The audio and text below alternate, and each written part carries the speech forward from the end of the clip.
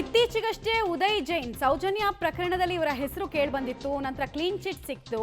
ಆದರೂ ಪದೇ ಪದೇ ಇವರ ಹೆಸರನ್ನ ಎಳೆತರಲಾಗ್ತಾ ಇರೋದ್ರಿಂದ ದಯಾಮರಣಕ್ಕಾಗಿ ಅರ್ಜಿಯನ್ನ ಹಾಕೊಳ್ತಾ ಇದ್ದಾರಂತೆ. 13 ವರ್ಷಗಳಿಂದ ನನ್ನ ಹೆಸರನ್ನ ವಿನಾಕಾರಣ ಮುನ್ನೆಲೆಗೆ ತರಲಾಗ್ತಾ ಇದೆ. ಸಮಾಜದಲ್ಲಿ ನನ್ನನ್ನ ಅನುಮಾನದ ದೃಷ್ಟಿಯಲ್ಲಿ ನೋಡಲಾಗ್ತಾ ಇದೆ. ಹೀಗಾಗಿ ದಯವಿಟ್ಟು ನನಗೆ ದಯಾಮರಣವನ್ನ ಕರುಣಿಸ್ಬಿಡಿ ಅಂತ ಪತ್ರದಲ್ಲಿ ಉಲ್ಲೇಖ ಮಾಡಿದ್ದಾರೆ. ಉದಯ್ ಜೈನ್ ಅನ್ನೋದರ ಡೀಟೇಲ್ಸ್ ಲಭ್ಯ ಆಗ್ತಾ ಇದೆ. ಮೊನ್ನೆ ಕೂಡ ಅವರು SIT ಕಚೇರಿಗೆ ಬಂದಿದ್ರು.